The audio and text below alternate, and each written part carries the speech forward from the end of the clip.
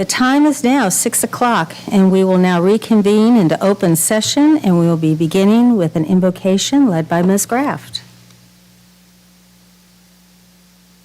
Lord, I just thank you for today, and I just pray that we continue to serve our community with integrity and honesty. In Jesus' name, amen. All right, and we will now go into the pledges, and they will be led by Paula McDonald.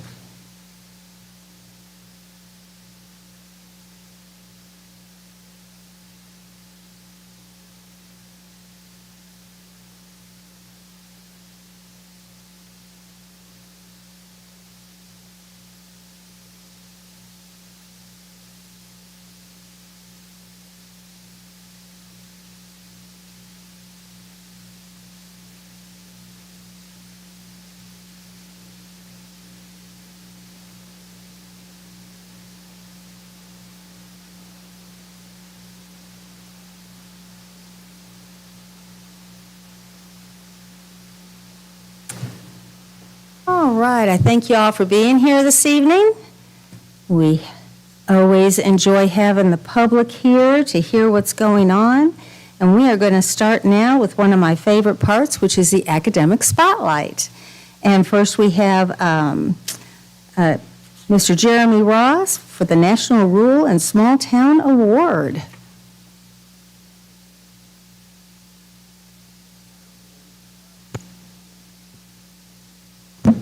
There we go. So it's my pleasure, trustees and Dr. Glenn, to visit with you today to recognize these students that have been named as the award recipients for the National Rural and Small Town Award. This is an award criteria based by the College Board based on the students' PSAT initiatives that they took last year, as well as their performance on AP tests last spring. So we have several of these students. Additionally, in addition to test scores, they have to have an overall 3.5 GPA, obviously take the PSAT, and at least 2 distinct advanced placement tests. They must score in the top 10% of their cohort of the PSAT test, or score a 3 or better on those 2 distinct AP exams. And a 3 or better gets you college credit for that class, so that's recognizable. And so the students, if you're here, I know that they're busy. If you are here, please come forward and I'll call your name. We have Abaya Wark, Abigail Boyd, Drew Diaz, Ann Barnes, Ava Williamson, Avery Thomas, Ezekiel Sham, Jack Barefoot, Jillian Trumbull, Cameron Wells, and Spencer Burnfield. Congratulations, guys.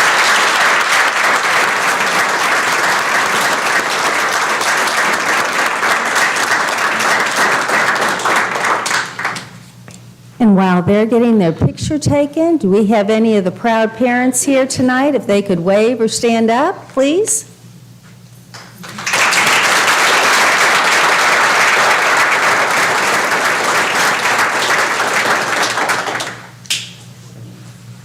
Do you want to shake hands? Guys, come over, come this way.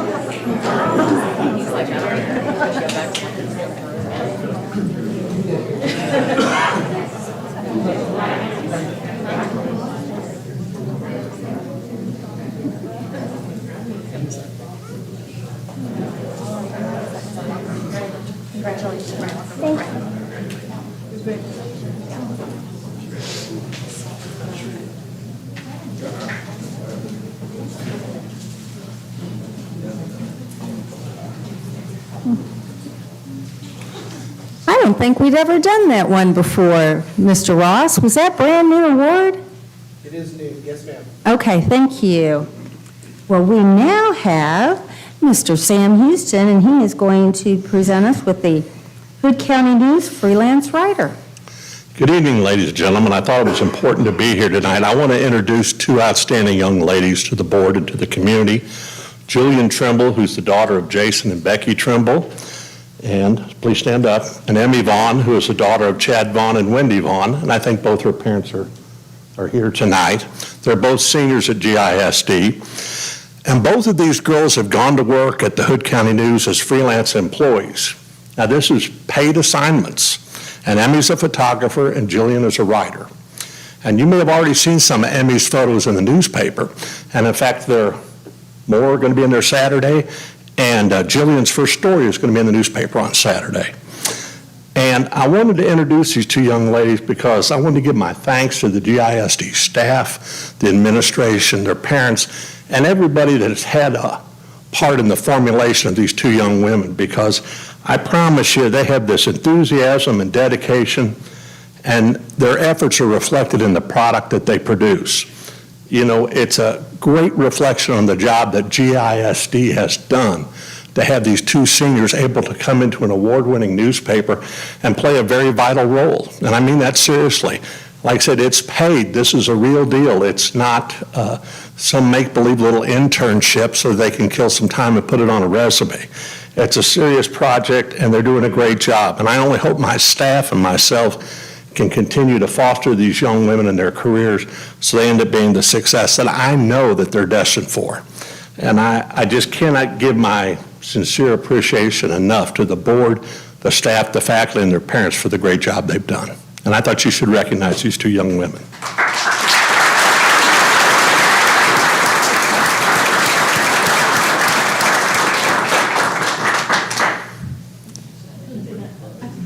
Well, as we're also thanking them, I need to thank you, Mr. Houston, for allowing our students to have this opportunity as well. Thank you so much.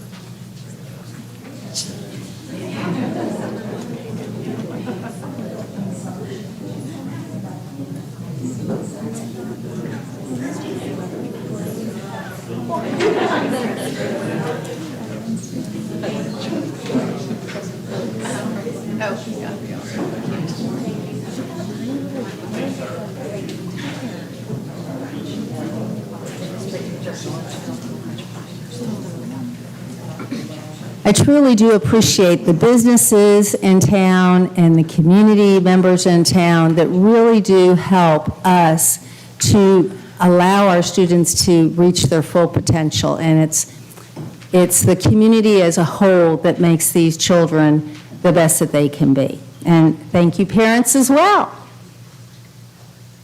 Okay, we are now going to move into the superintendent's report.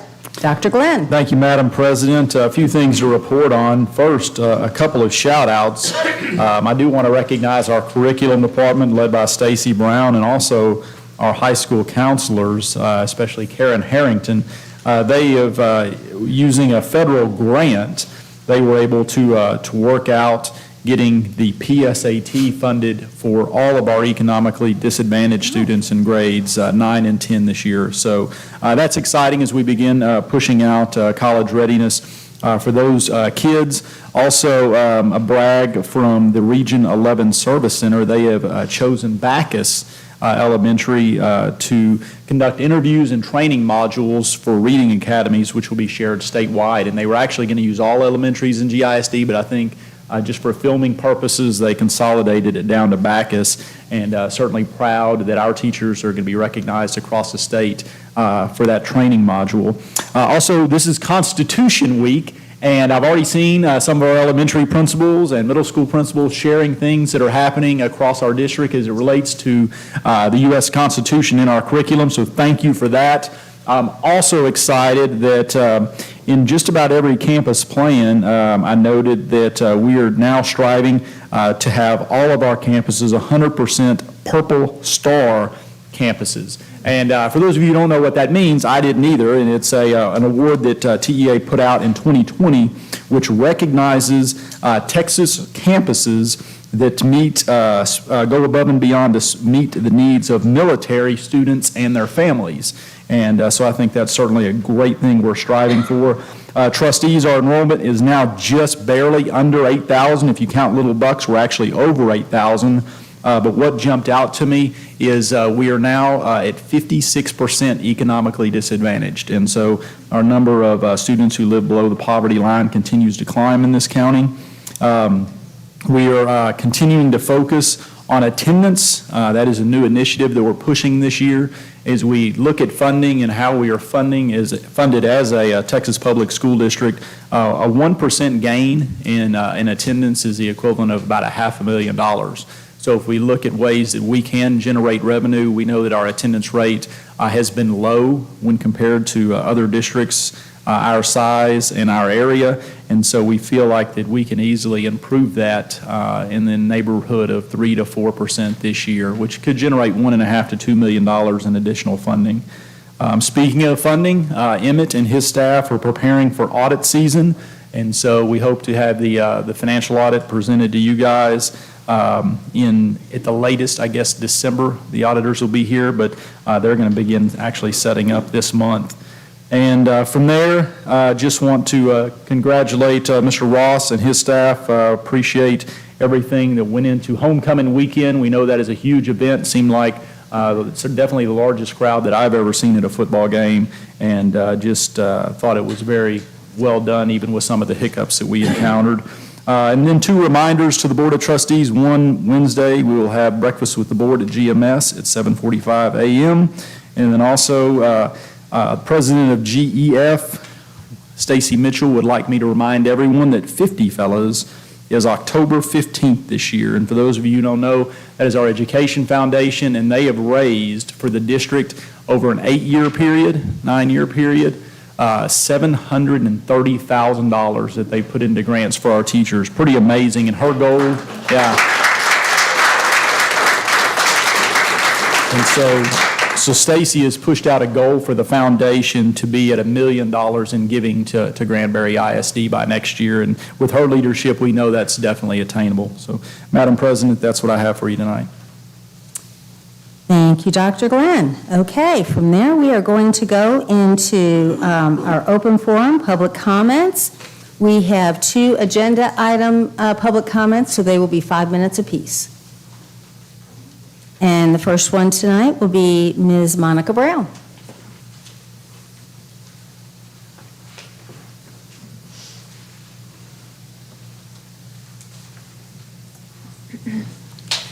Thank you for having me again. I want to talk about EHAA. It's a basic instructional program, required instruction all levels.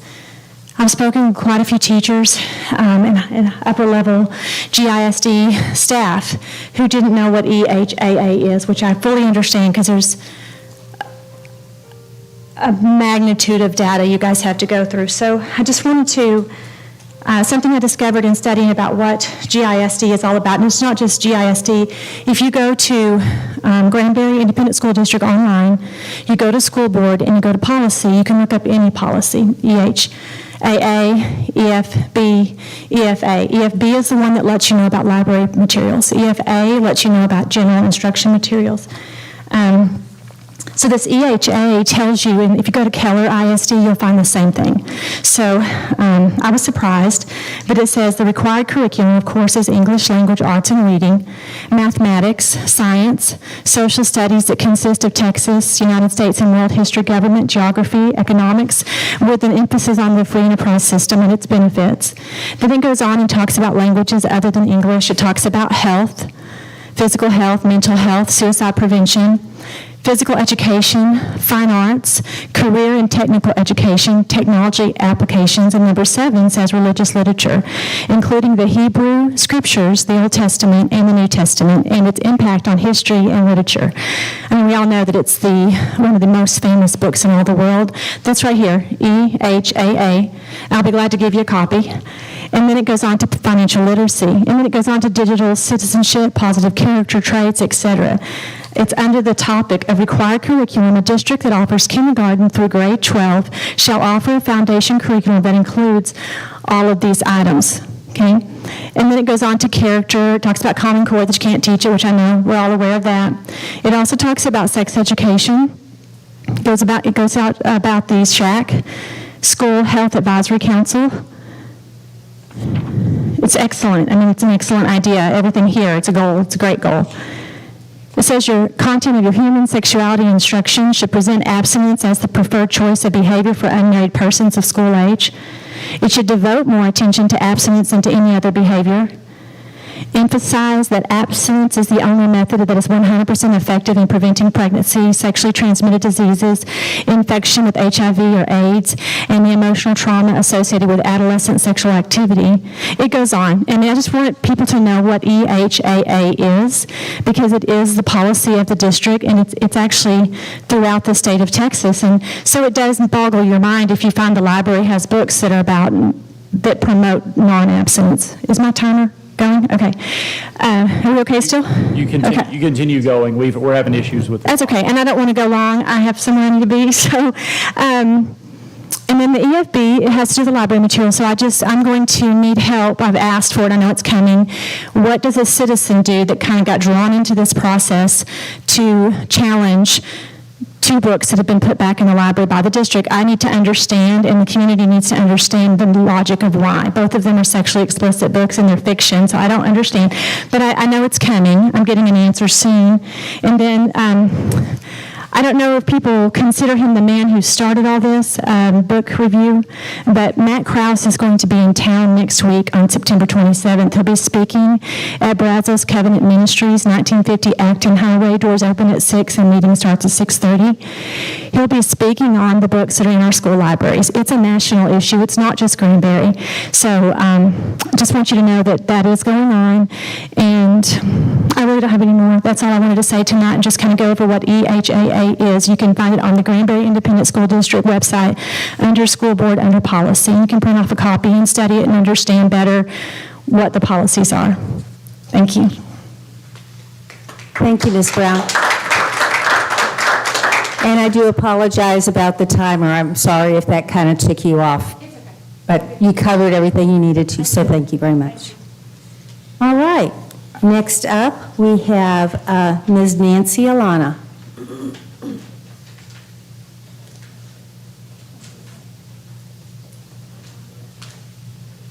Good evening. It is my pleasure to stand here before you this evening. And first of all, congratulate you on the test scores. They're outstanding. And I congratulate you, the teachers, the administrators, the students, everyone involved with that. So congratulations on that. The item that I really wanted to discuss has to do with our national motto, which is "In God We Trust."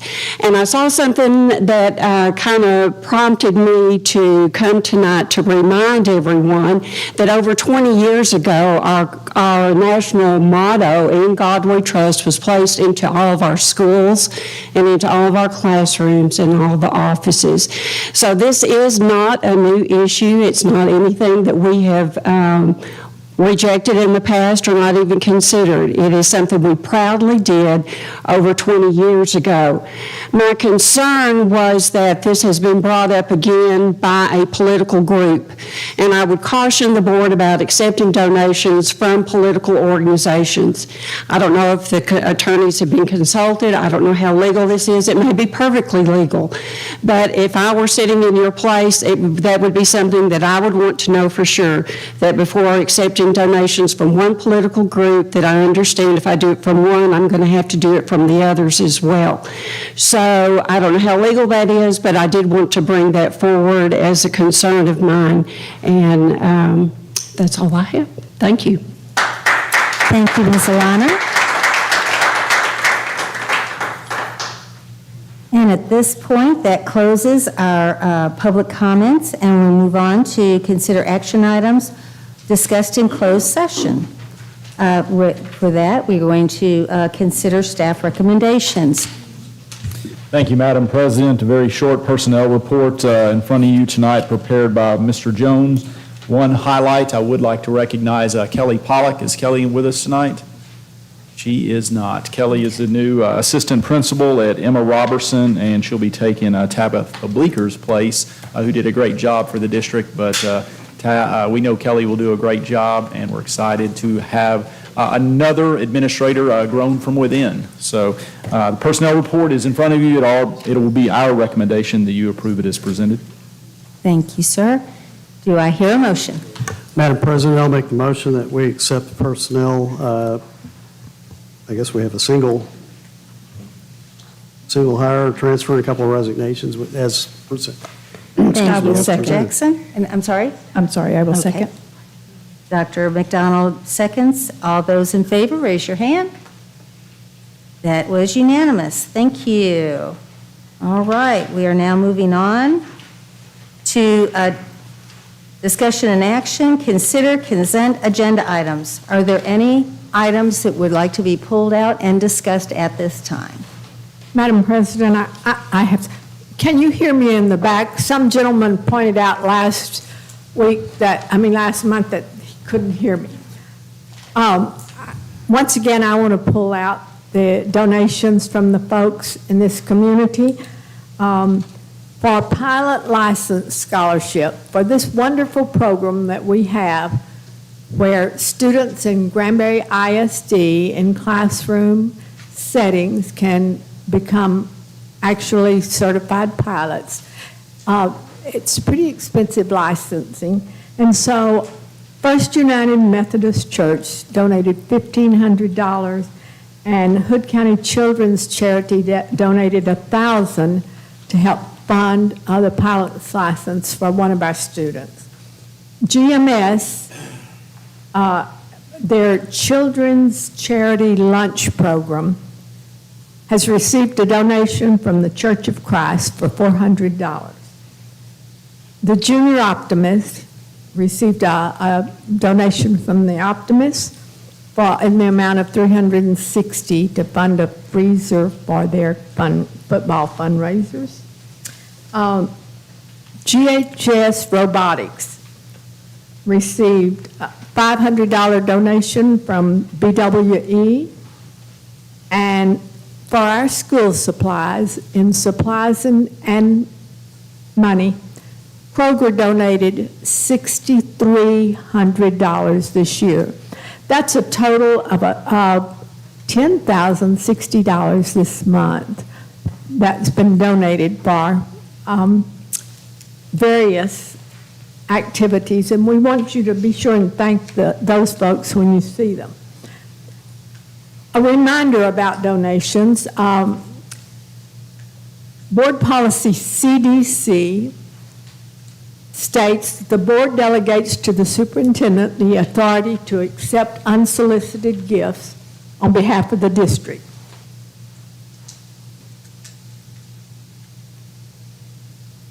I would like at this time to raise the issue that we did have a donation of the In God We Trust signs. I want to thank Julia Pinnell because she, in 2004, I think, spearheaded the same campaign and raised donations. I, on this board, nor any other member of this board, has the authority to accept a donation from anybody. And I am concerned by the political implications where 3 candidates and a sitting board member were photographed with that board member accepting the donations and 3 opponents to sitting board members.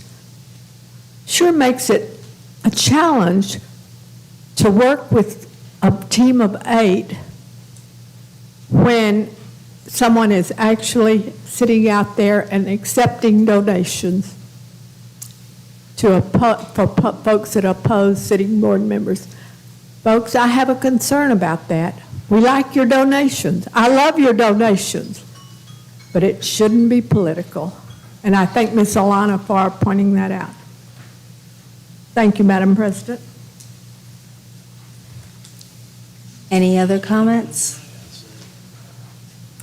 All right, I will look for a motion to accept the consent agenda items.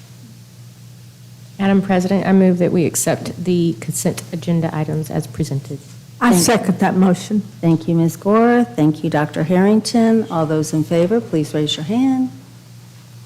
That was unanimous. Thank you. Moving on. Present SHAC minutes for the 2021-2022 school year. Ms. Stacy Brown.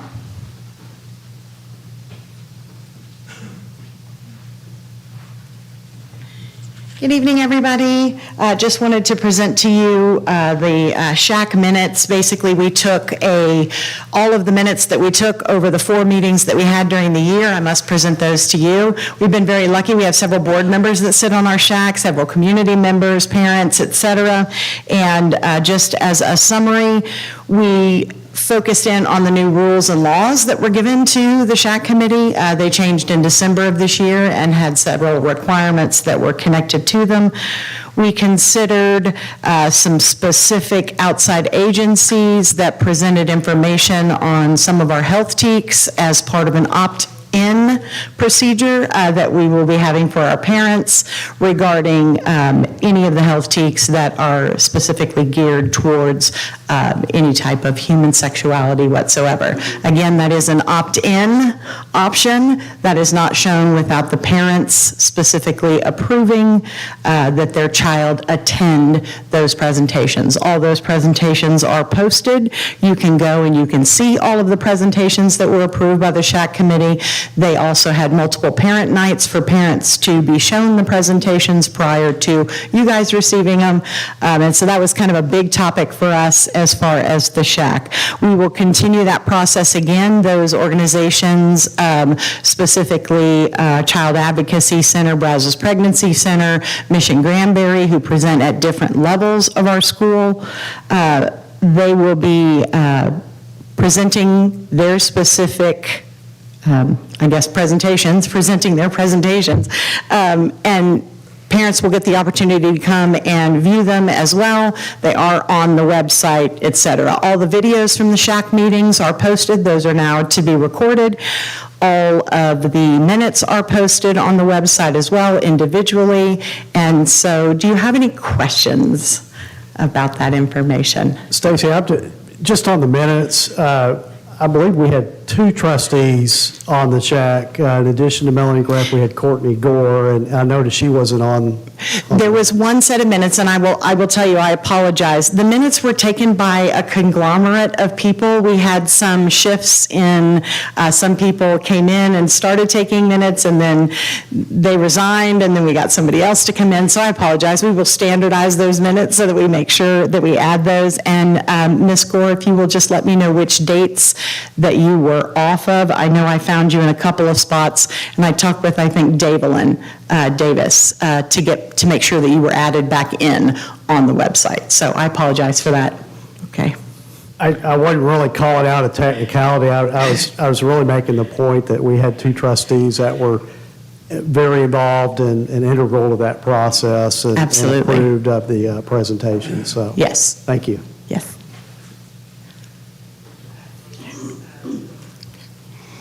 I would like to thank both Ms. Graft and Ms. Gore for being on that, and all the other community members as well as faculty that worked on that committee. That was extra time you had to take, and it was an important assignment to do. So thank you all so much for your time and your effort. We have our 4 meetings scheduled for this year, and if we need to add additional ones, we will. The regular meeting notices have been posted. They're posted 72 hours at least prior to. They are not Texas Open Meetings Act, but we do a lot of the same things with regards to the SHAC. So our first one is this Wednesday, September 21st, and then the others are following in November, February, and April. So heads up. All right. Okay. Thanks. So I guess, do we accept the minutes? That is correct. All right. We'll ask for approval, Okay. please. Madam President, I'll move that we accept the SHAC minutes as presented with the one modification to add Ms. Gore. Thank you, Mr. Jackson, and I I'll need a second. second. Thank you, Mr. Moore. All those in favor, please raise your hand. That is unanimous. Thank you very much. All right. The campus improvement plans. This was the biggie for this month. Ms. Clark. Let me catch up here, just 2 seconds. Okay. Not a very good multitasker. I will get my book out of all this stuff. Okay, so the principals and their administrative teams and their campus leadership committees have worked very, very hard, first doing their needs assessment and then setting performance objectives and strategies to align with our G 2025 goals that are applicable for them. So many of the campuses are aligned in some similar things. They set goals for increasing student academic performance, of course, career and college readiness, increased student attendance, increased safety and security measures, leadership opportunities, character education, individualized instructional support through observation, feedback, coaching. I'll slow down.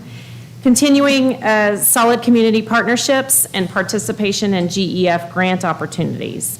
They've also prepared a campus plan at a glance because the plans can be pretty cumbersome. So the plans at a glance are for you and for their campuses to know a summary of what they're all moving towards. There was one amendment to the AES.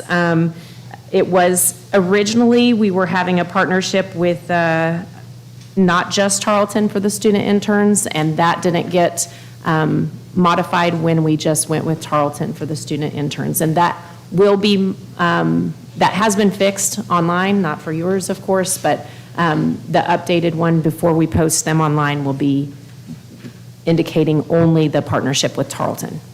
So it is recommended that the board approve the campus improvement plans as presented. Any discussion?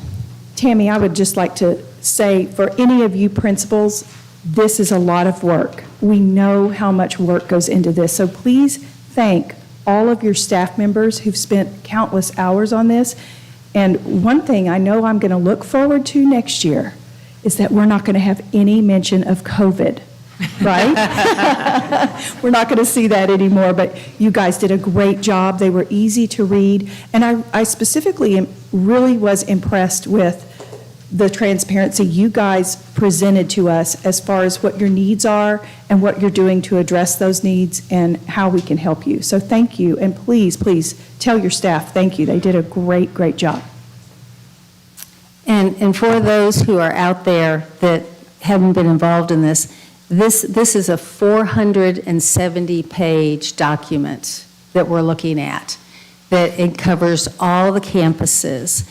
And one of the things that it does is it looks at what happened with STARS and how the scores were, and then where they want to go.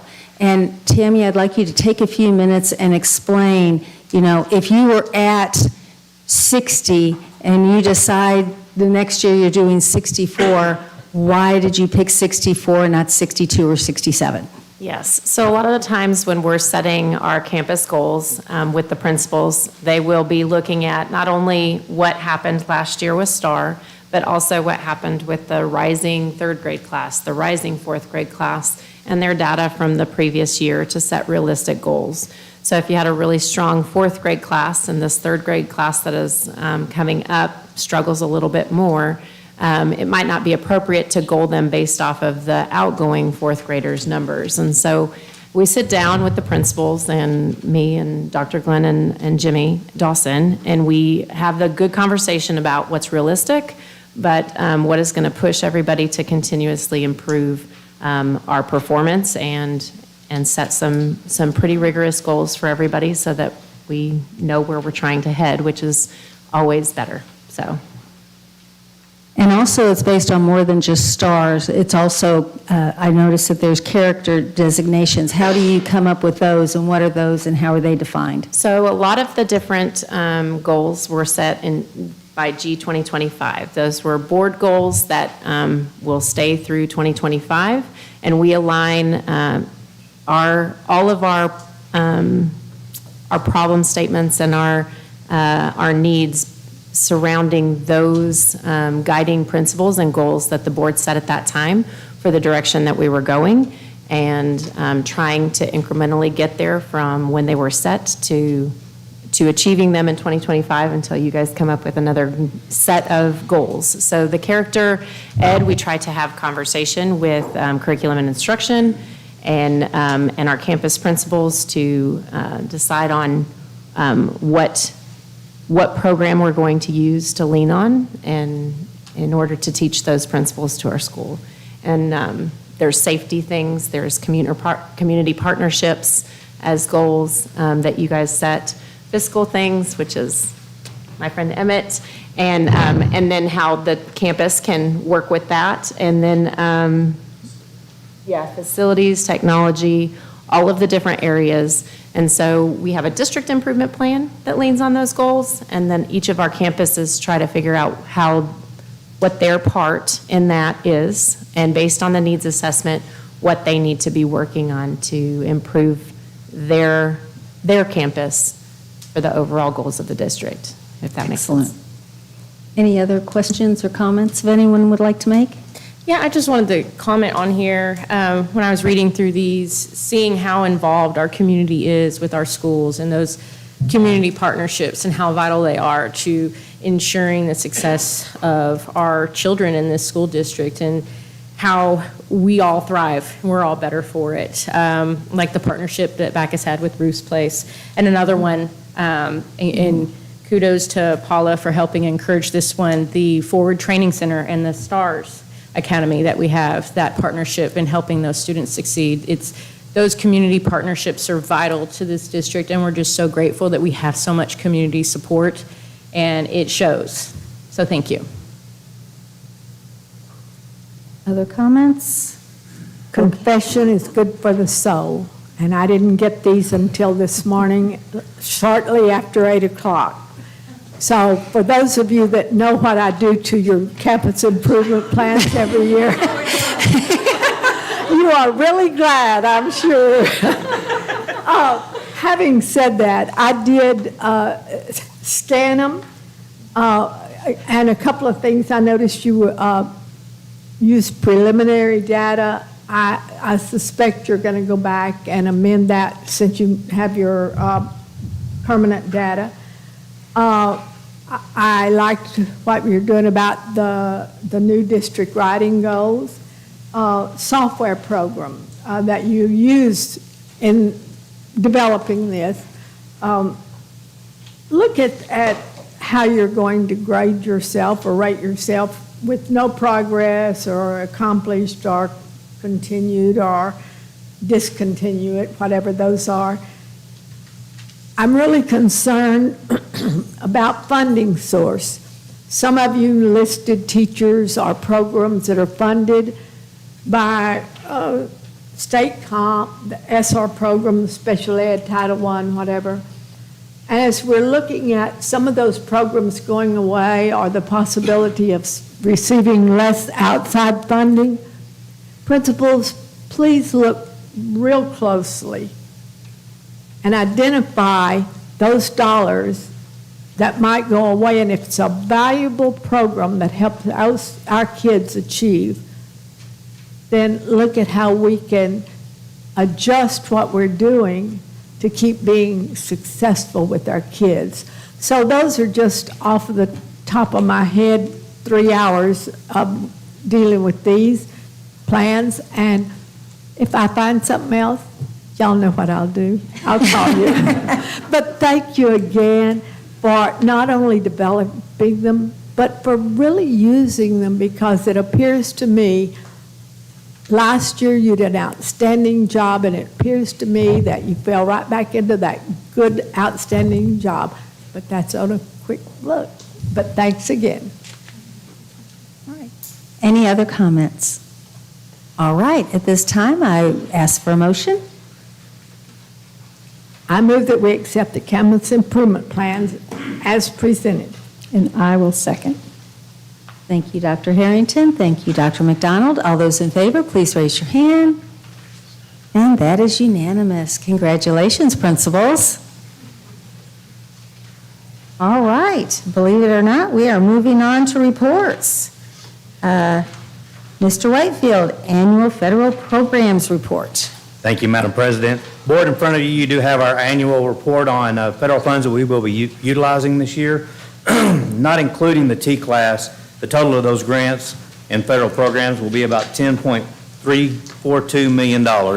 And then of that $10.3 million, about $4.9 million of it will be spent in payroll costs.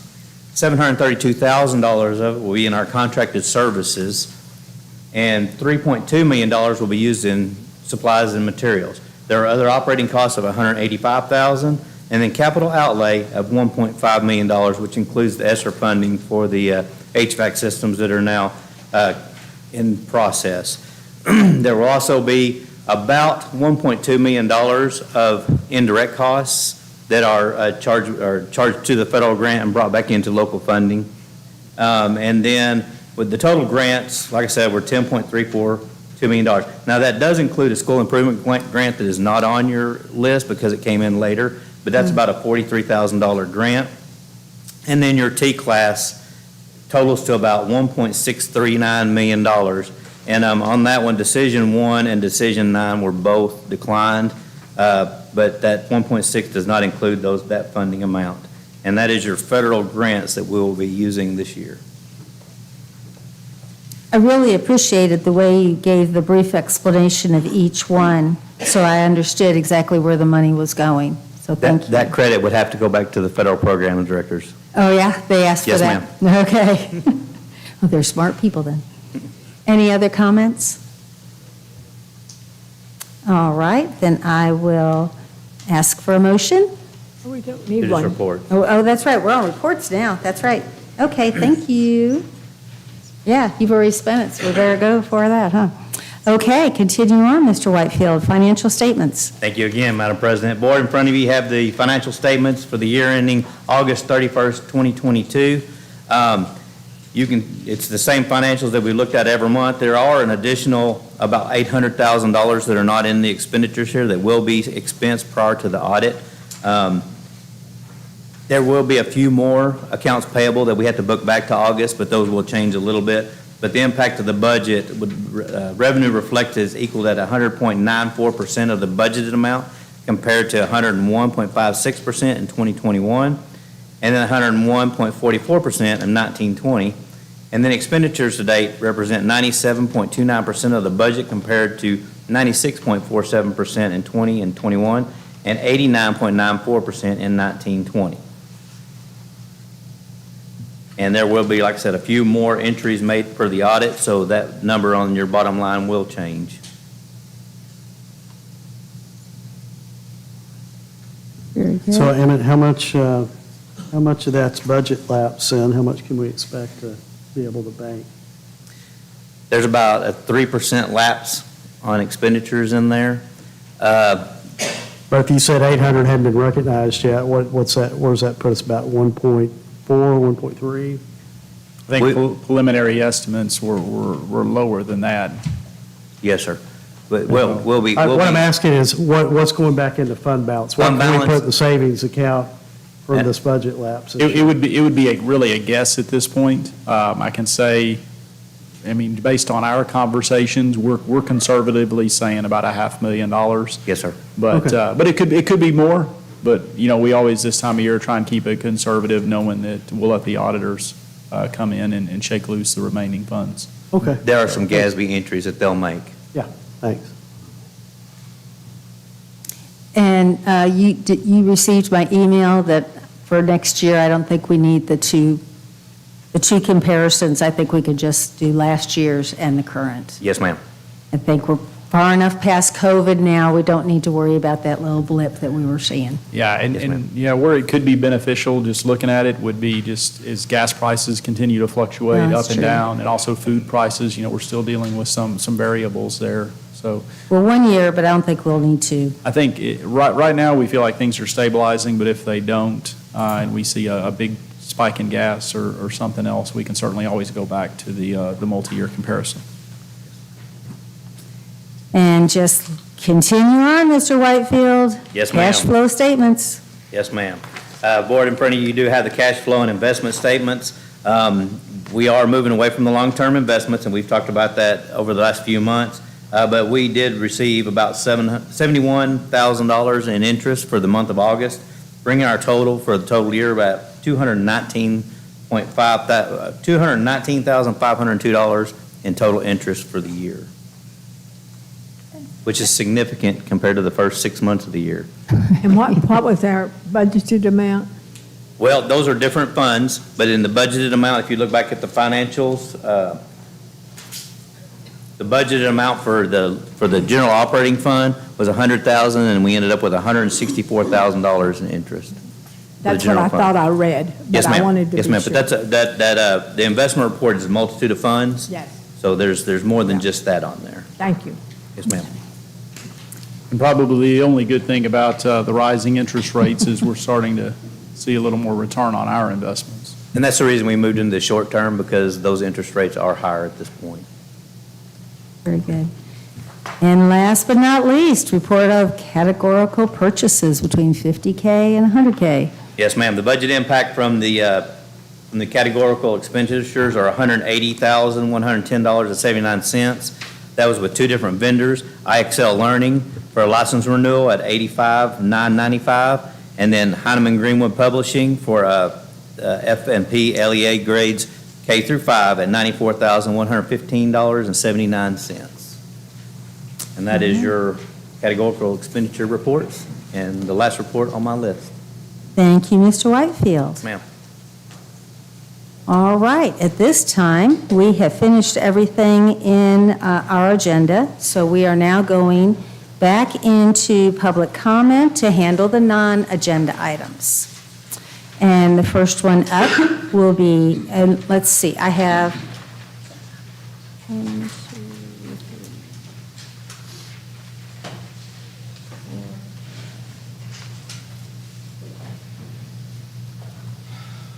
I have 8. Let's do 3 minutes apiece for this. Think we can do that? We good? Okay. Then the first one up will be Ms. Julia Pennell.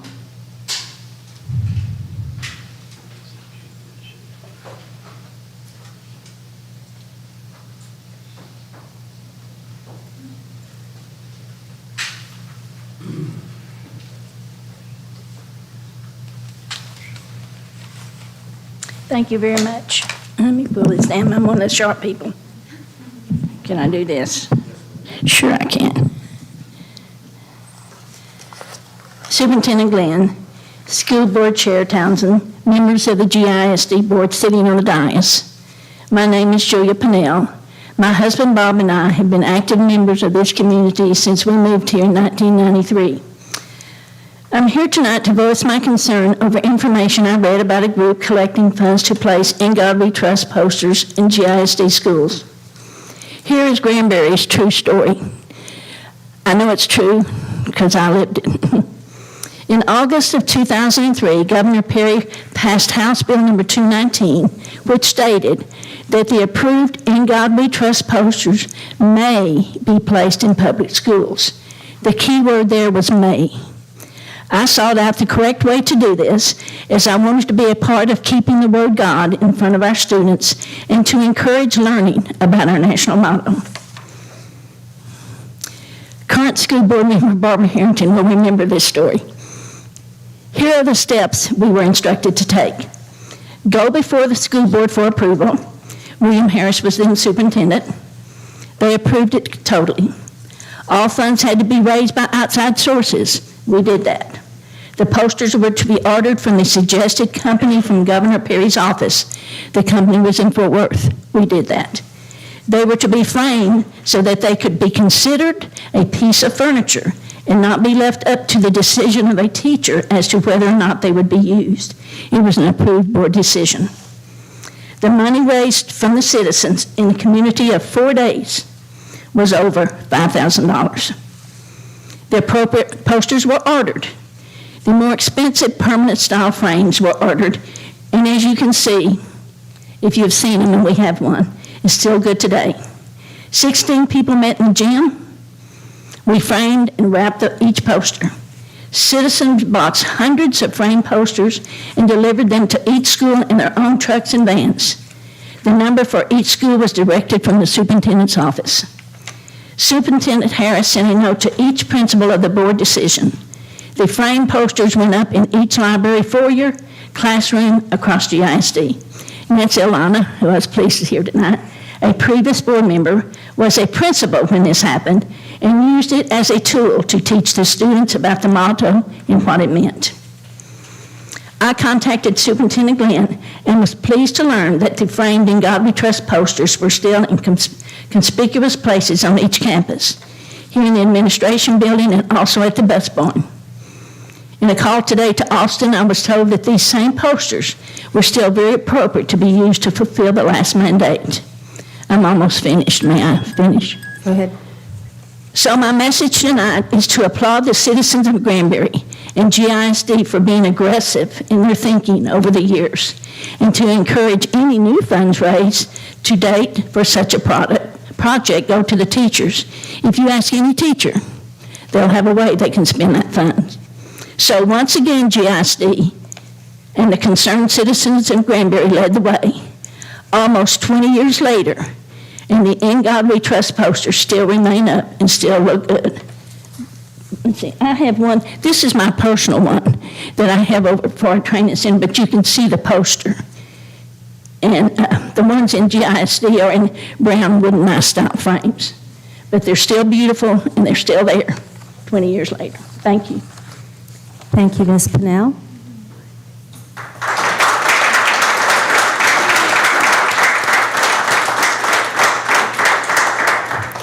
Next up, we have John M. Graves.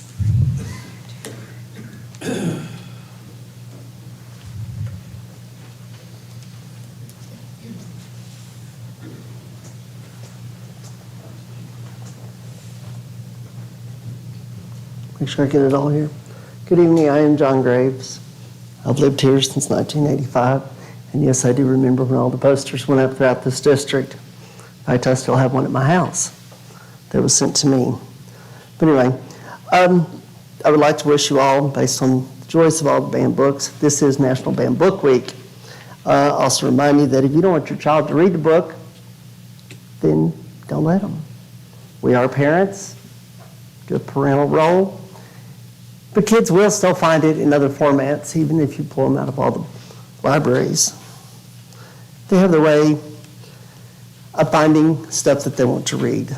But the other thing is reading's extremely important for these children's education. No, they don't need to read all books. We should all agree upon that. You know, there are age-appropriate books. But anyway, but reading is very fundamental. Half my family on my father's side were all teachers, reading teachers mainly, except for one that was an algebra and a coach. But anyway, and I would also venture to say that most of y'all probably read most of those books that have been on the ban list that have been put out. But anyway, just putting it out there. The other issue I'd like to discuss is ethics. You know, Granbury ISD was well respected for years because they were out, they were the gold star for so many districts wanting to see how an effective board, team of 8 functioned and how you ran your district. They were requested to speak all across the state and spoke at most conferences and never paid to go to those conferences because they were speaking and educating others. But anyway, but recently, as I've had to travel some, when people realized that I was from Granbury, their first comment was, "I'm so sorry that your kids are in that school." That's sad from my point because this doesn't work and it doesn't appear to other cities that Granbury works as a team of 8. That needs to be addressed and it needs to work, you know. Citizens of this town have an issue, but when you're going to districts that are very controversial at the present time, and they're having condolences, Keller, Grapevine, Colleyville, that's a little eye-opening to me. But anyway, also just say, remember when you're on the board and you're doing board functions and out representing as a board member, you should always be looked at as having the highest of ethical standards. You know, what you do when you're not as a board member, that's another issue. But remember, you are representing this district, and always maintain the ethics. That's it, short and sweet. You have a great night. Thank you. Thank you, Mr. Graves. Next up, we have Carolyn Reeves.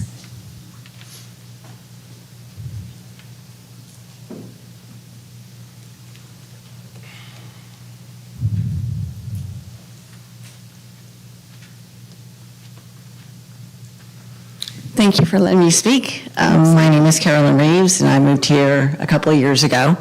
I didn't really come to school board meetings, but I keep hearing all these different changes happening in the schools. And I keep hearing about these books being banned and because of pornography. And I don't, either way, whether they're there or not, my problem was more that you spent my property taxes on these books. But the other thing is some of these books I hear are still in the library, and I'm wondering, can teachers pull them and start reading these books to our students, during class time? Is that appropriate, or are they pushed aside and only the children can check them out? I don't know. I know it's very vague on what these books, where they're at or what the process is, and do our children have access to them? I'm not really concerned about my children checking them out, but I'm more concerned of, are these teachers now bringing in these books to their rooms and reading them to our children? That's my concern right now. I appreciate you letting me speak. Thank you very much. Thank you, Ms. Reeves. Next, we have Mr. Dave Eagle.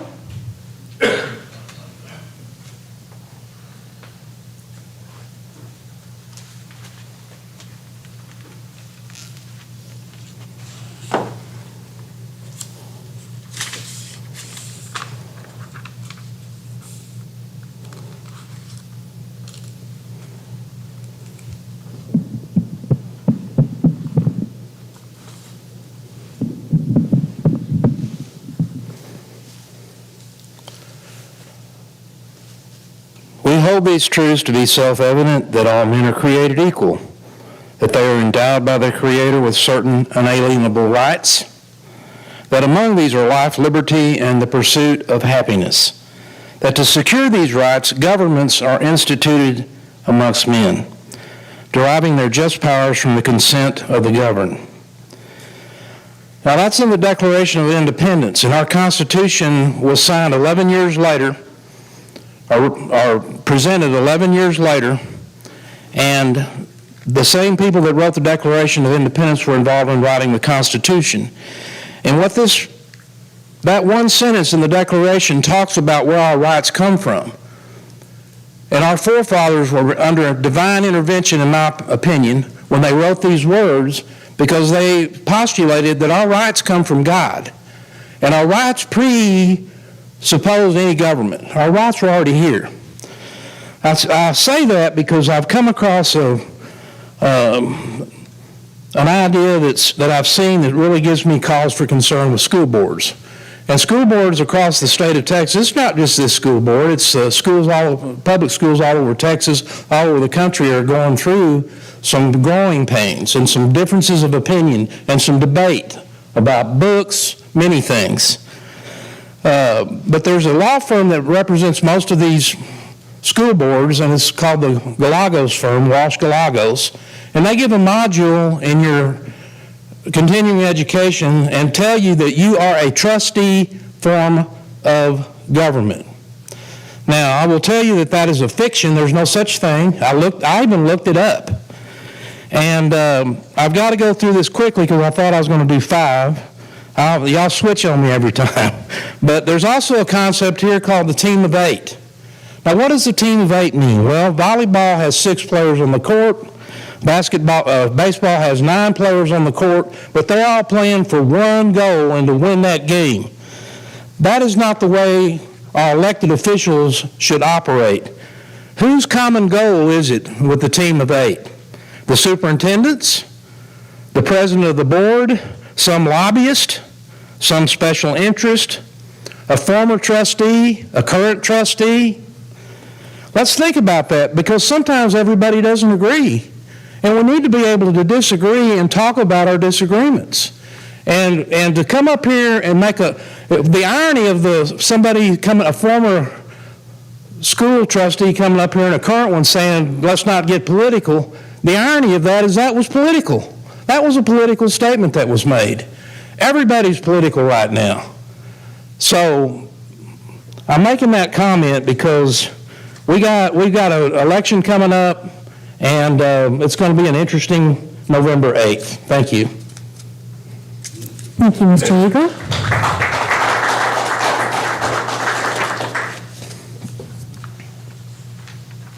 Next, we have Mr. Christian Harris.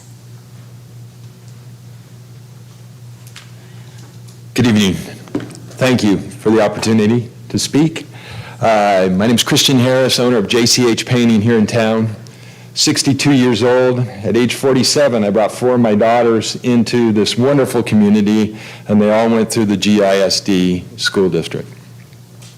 You guys are doing a great job. Obviously, there is a storm on the horizon. Very serious days lay ahead. Coming from the Bay Area, I go back twice a year, and if you want to talk the fruit of secular thinking, I could talk with you about it for a long time.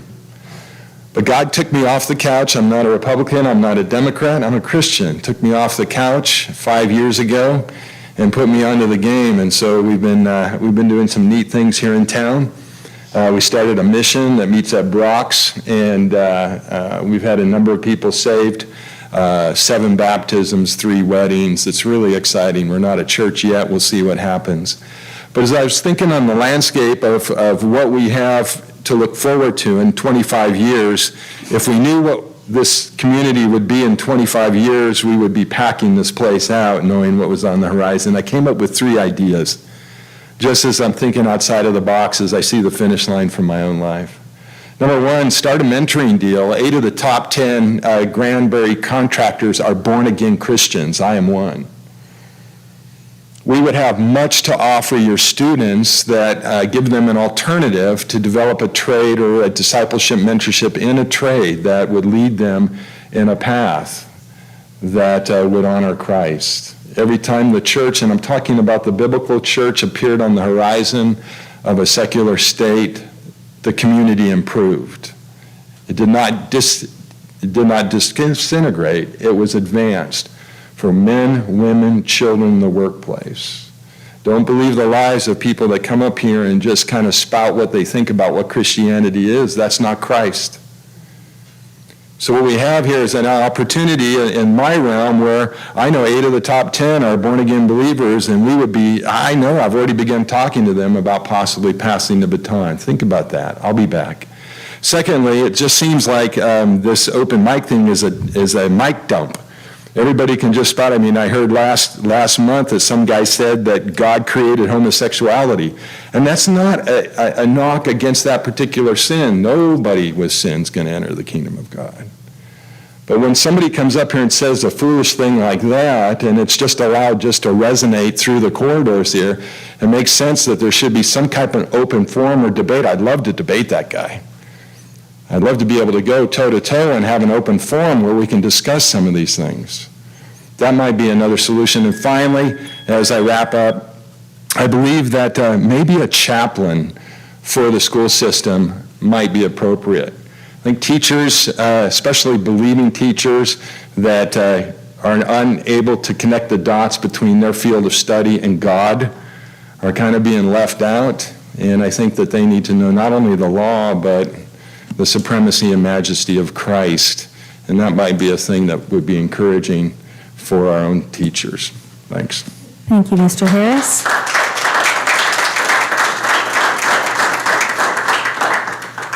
Next, we have Mr. Mark Lowry. I pass my time back to the board. Thank you, sir. Next, we have Ms. Donna Cole.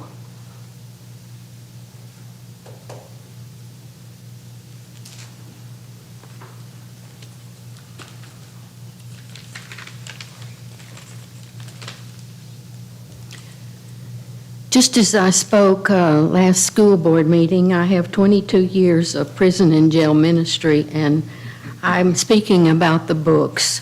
If there's just one pornography book in the GISD library, that's one too many. Safe place. School is considered by many parents to be a safe place for our children. It's not a safe place if pornography is readily available for our children to easily access it in the school library.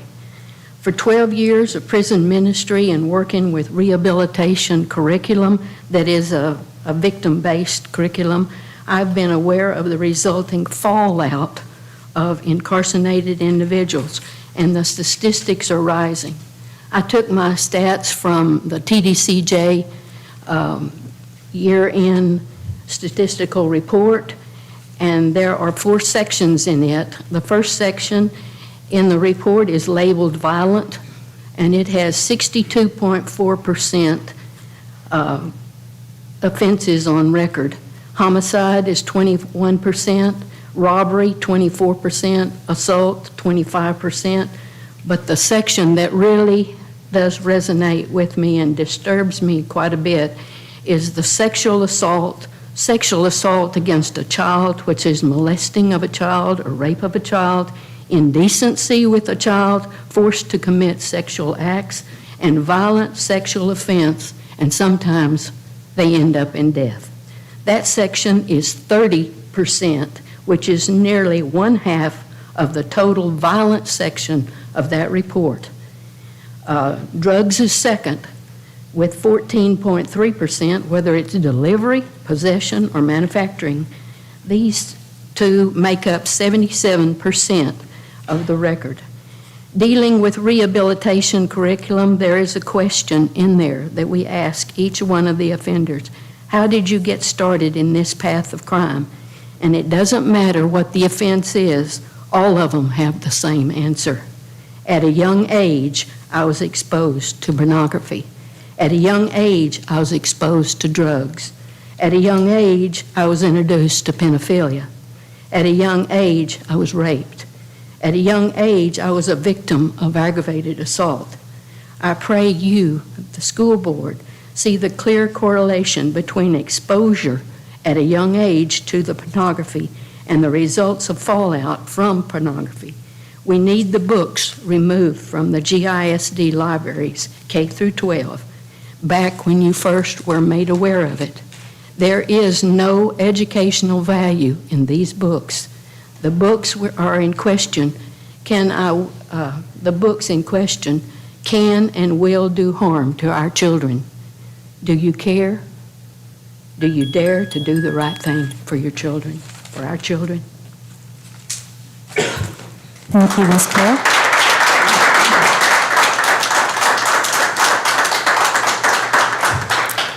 Ms. Mary Carden.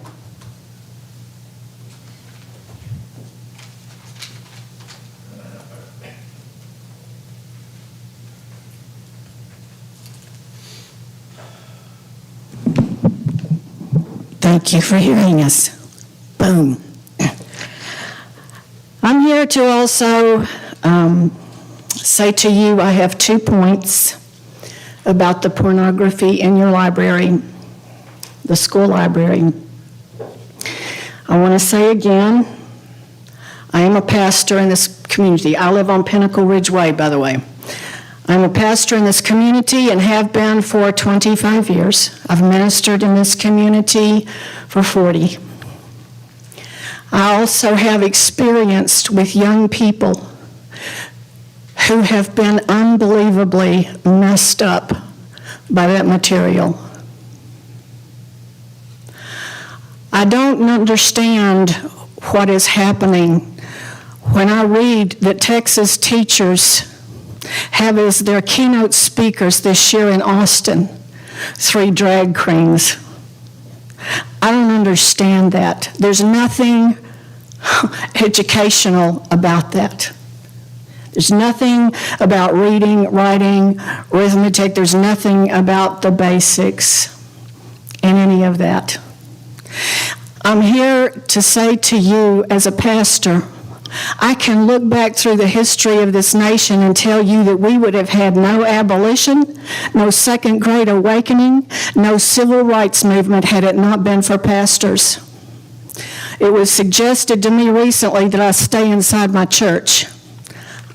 I am called to a city and a state. I'm not called to four walls of a building.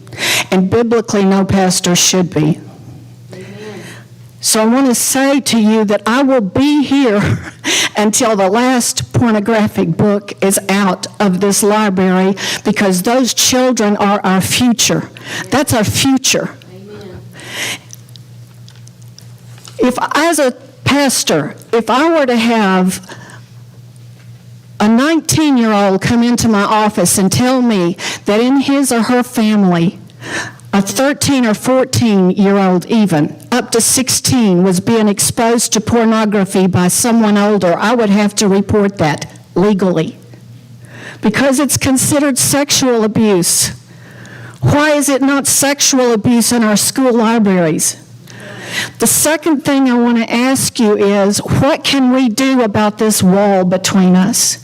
I've heard so many comments tonight about the wonderfulness of the community being involved in the schools, being involved with you. We want to be involved with you. I believe if we had worked together, not one book would still be in that library. I don't judge you. I don't judge anyone, but what I do judge is the sin and the evil of sexually explicit material being shown to young people, and somebody trying to say it's okay because it's educational. I say a biblical word, hogwash. That is not true. I will end by saying I'm going to ask you for a face-to-face with 2 or 3 pastors in this area. I want to talk with you. I want to bridge this divide. I've read ugly comments on both sides, and I say let's stop it and work together. I think we're all here on the same team for our children, right? Amen. Okay. Thank you, Ms. Harris.